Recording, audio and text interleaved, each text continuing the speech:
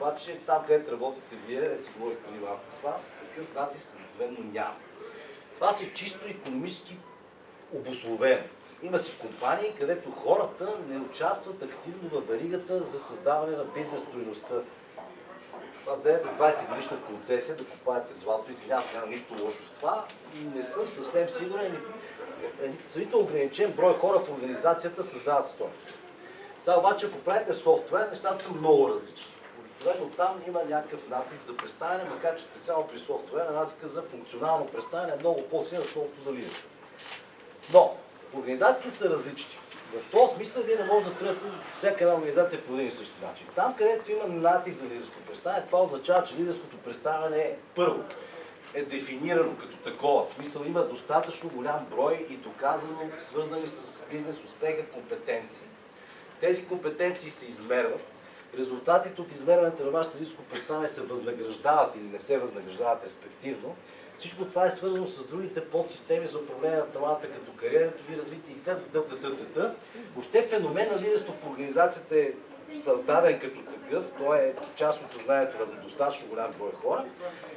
Там хората като нас, които правят някакви интервенции, са приемани много добре и нещо повече, даже много ни се радват.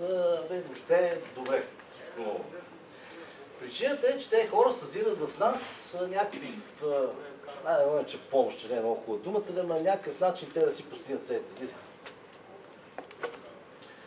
Има обаче други организации, където нещата не са по този начин. Значи, това са организации, които са с достатъчно дълга бизнес история, много време върват нещата, нямат никаква нужда от нас. Въобще това лидерството не им е чак толкова голямо важна тема. Сега, в едните организации трябва да влезеш меко. Значи, то е много интересно, защото хората на високите нива имат определена потребност от развитие на лидерство. Те го усещат като болка. В тези организации, където няма натиск за лидерско представяне, здравейте, хората на високи нива имат потребност от лидерство. Това означава, че те търсят поведение от хората, от екипите, които ръководят, така, защото да си постигат целите, не ги съзират те поведение, това ги дразни и създава и проблеми и така. Надолу обаче в организациите подобно усещане няма никъде. Там нещата си върват, копае се каквото се копае и въобще всичко е прекрасно. Мекият начин да влезете. Мекият начин да влезете го наблюдавам вече последните 2-3 години, много отчетно. На първо место, това е една от причините, така наречен коучинг да стане толкова модерен.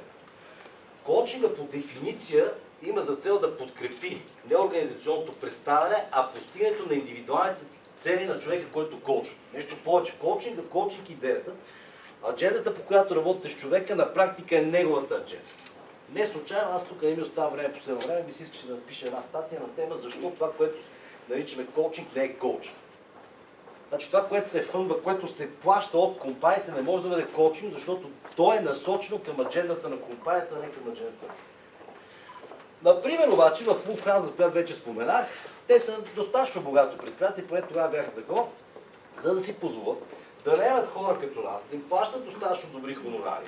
Така, защото ние да отидем и даже аз спомням Цвета Миланова, като го представихме на Българската асоциация за управление развитие на човешките ресурси, тя така каза: Боже, колко е хубаво един път в месеца да има някой, който да дойде да ме изслуша. Значи ще каже човек, че на някаква така психотерапия, нали, да ходи на жилица. Колко са обаче компаниите, които биха могли да отидат при изпълнителното ниво и да кажат: виж какво, дай да занимем тук няколко десетки хиляди евро, за да докараме много готин така, да ни слуша от време на време какви проблеми имаме ние. Случва се, но пак казвам, не е лесно. Обаче е мек, пак казвам, не е насилствен начин да влезете в организация. Значи, когато ангажирате коуч по отношение на това, да те съпортва тебе персонал, това знаете ли какво означава? Това означава, че в взаимоотношенията между нас и изпълнителното ниво не трябва да съществува точка, в която ние сме се ангажирали да репортваме каквото и да било. Разбирате ли какво? Значи, аз отивам на executive level, те ми дават 20-30 хиляди евро и те знаят, че няма да получат абсолютно нищо от това. Евентуално, индиректно, чрез поведението на хората в организацията, липсата, да кажем, на конфликти и по-добра ангажираност, те измерват нещо там малко и така, окей, има нещо положително. Няма бизнес цели, няма връзка на лидерска стратегия с бизнес стратегия, няма нищо. Ето това работа. Значи това е мекия начин да влезе. Другото, което е, като тръгнете с тези персонални въпроси, хора, тук става въпрос. Понеже те са персонални, Нали? Хората смятат, че това е добавена стойност за тях, не се страхуват, сравнително лесно влизат. Това е мекия начин. Мекия начин обаче, пак казваме, е пари за почти за нищо. Защото вие на практика вкарвате пари, за да размразите една организация, за да може тя евентуално в последствие да се развива по един по-съществен начин. Сега, имайте предвид, че през цялото време говорим за така наречените индивидуални лидерски компетенции. Това е върху което се фокусира. Сега, по-твърдия начин става чрез 360 градусови обратни връзки. Най-различни инструменти има, които са се от това. Това обаче, ако в организация, значи сега долу Вселена Тимиска, това си говорихме, че тя трябва нещо. Аз наблюдавам в организациите по какъв начин започва да сработва един такъв инструмент, защото той трябва да мине през определени фази.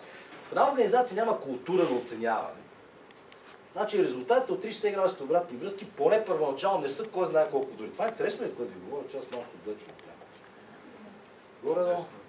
Горе-долу нещо. Така. Директ какво се получава? Значи последните доклади 360 градуса ви започваме да изчисляваме стандартната девиация. В смисъл това е стандартното отклонение, което има в данните.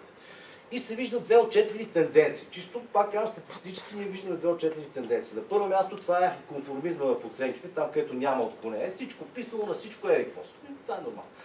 И другото, което е по-интересно, между другото има едно много интересно изследване и то между другото е точно на Хоган изследването, за това, че всъщност 360 градусните оценки не измерят, ако питате психолозите, това ще кажа, че те не измерят актуалното лидерско представяне на хората, а са по-скоро показател за това какво е нивото на взаимоотношенията между тях. Аз това между тази корелация виждам много сериозно. Значи тогава, когато хората имат добри взаимоотношения, те имат тенденция да оценяват високо, независимо от актуалното представяне.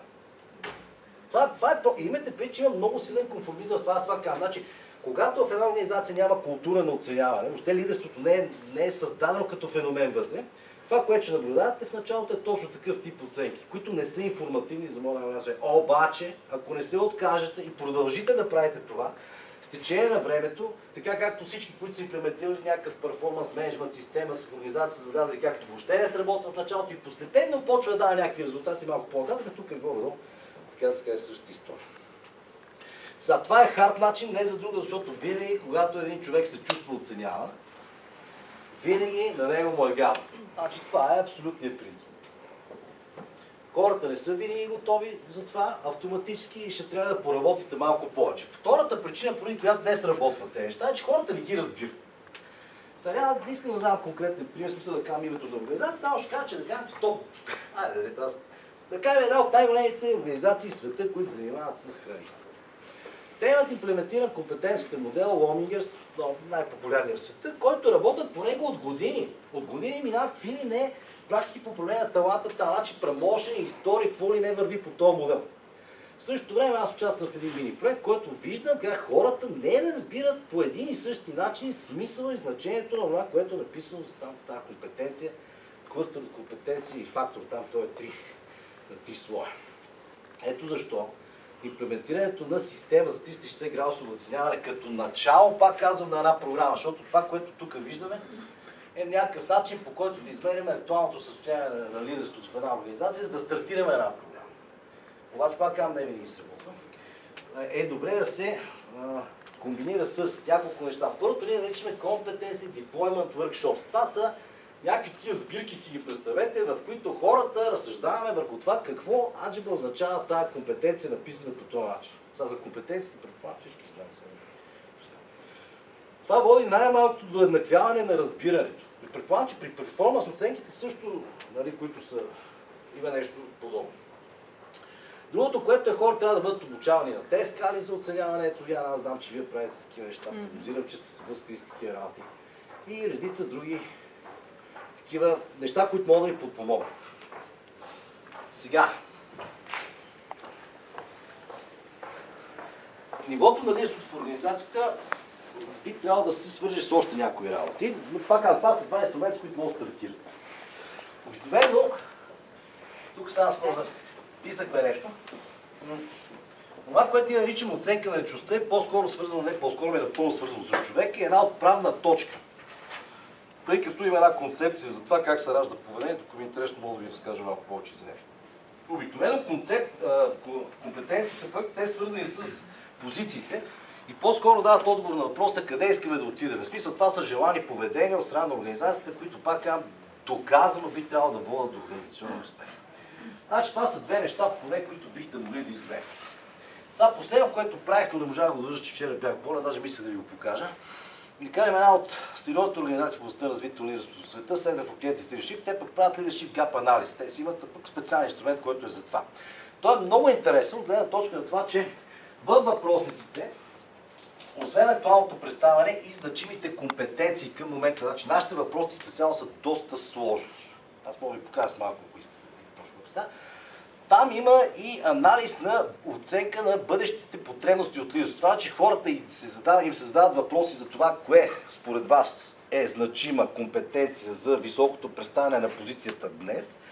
Има и въпрос какво според вас, имайки предвид бизнес стратегията, особено ако се прави това, което преди малко споменах, това е така наречените Business to Strategy Workshops. Има и въпрос какво според вас е важно като поведение за постигане на целите утре. Веднага ще дам пример, за да не звучи съвсем измишльотина. Една компания има, която прави цимент в Девня, сигурно ги знаете. Имах един хубав разговор, там е една чудесна колежка, която работи като HR. Не работя с тази компания, просто и казах, че има разговор. Тя ми спомена как преминават от един мокър към един сух способ за правене на цимента, което е една революция, която влачи след себе си хиляди потребности от лидерство. Значи съвсем друг тип поведения стават значими в момента, в който тази бизнес промяна се случи в организацията. Нали, което означава, че няма никакъв проблем вие да рейтнете определена компетенция като значима днес и съвсем друга като значима утре. Успявам ли да го снегодам? Leadership Gap Analysis е примерно един инструмент, с който също може да оценявате лидерството в момента. За да видите откъде стартирате. И това беше идеята. Какви са инструменти, с които може да стартирате. Сега да кажа няколко думи за Team Report, който... Значи има такъв голям набор от инструменти и пак да кажам, проблема е, че без това, което преди малко споменаха, именно това са специални срещи, на които се трансформира бизнес стратегията в лидерска стратегия. Вие наистина може да си правите безкрай. Аз познавам страшно много компании, които са правили страшно много хубави неща. Разбирате?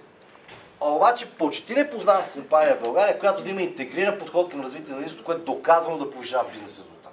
Да не кажа, че не знам такова нещо. Чета и се радвам, че някъде има. Тук просто няма. А правят хубави неща. Те сами по себе си не са лошите неща, които хората правят, но просто малко се губим. Така. За Team Report да кажа. Бях на една среща наскоро в Мобилтел, където коментирахме, че индивидуалните лидерски способности на хората наистина са шарпнати на много високо ниво. Не знам дали е така, не съм работил. Просто казвам, че коментираме. Но хората проявиха искрен интерес към това, което ние наричаме развитие на колективните лидерски способности. Защо не винаги се казва тим развитие. Много често те не са части от едни тимове, които интерактират нон-стоп, примерно, но трябва да могат да работят заедно. И Хоган е една идея в тази посока, една идея само в тази посока и един инструмент, който може да се използва. Ще само да го довърша това, да не остане това. Има доста разграничения на иерархичните нива в лидерството. Най-обстойно е на Стивън Дротър, той е 9 нива, от които 3 в България няма, така че нас не върши никаква работа. Това също е на Center for Creative Leadership. Те разграничават 5 нива. И насочени решения се казва една от добрите практики в развитие на лидерство. Това означава да направите... Ще ви дам един пример само. Първата част на програмата в Контур, която направихме, тя насочваше едни и същи неща към всички нива. И доведе до една естествена сегментация, даже написахме една статия за тази тема, просто хората реагираха негативно, особено хората от високи нива, защото те не се почувстваха добре от това, че те са третирани по същия начин, по който хората от ниските нива под тях. Значи аз мога да дам изключително интересни примери.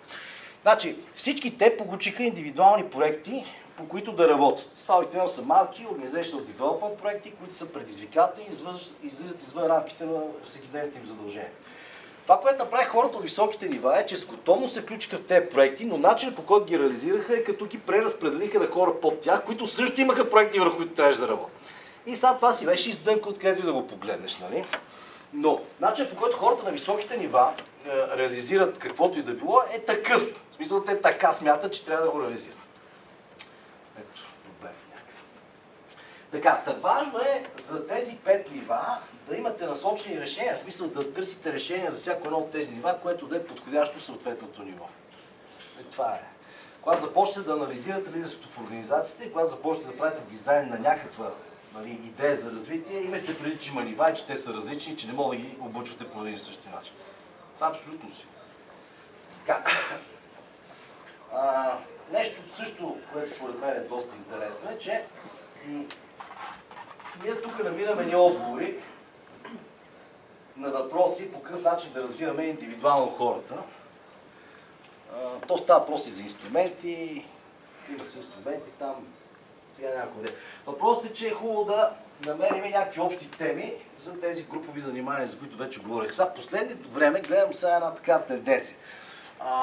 Значи една програма за развитие на лидерството и въобще всеки един консултантски проект, това вече не е, това са изследвания международни, не може да бъде, дори да го контрактнете на малки порции, рядко някой се съгласява за проекти, които са по-дълги от 3 години. Това е почти невъзможно, да не кажа, че невъзможно. В този смисъл, работа, която един консултант може да свърши в рамките, да кажем, на 2 години, ако такъв му е контракта, също не е всичко. Значи пак е нещо. За да изберем това нещо, е хубаво от тези индивидуални изследвания следват и така наречените групови репорти, които по някакъв, винаги казвам, не аритметичен начин обобщават резултатите от индивидуалното представяне на хората с цел да се извлекат общи теми за работа. Това как ти звучи на тебе като начало на работа? За съжаление, сега, например, един контакт мисля, че го изпуснах, да не кажа, съм почти сигурен, че го изпуснах. И причината беше точно тази, че хората се надяваха в рамките на първата година да имат резултати, а пък това, което се оказа, че нивото им е такова, че предварителната работа, за да създадем програма за тях, ще отнеме 6-8 месеца. Това ги демотивира. Просто така се получи.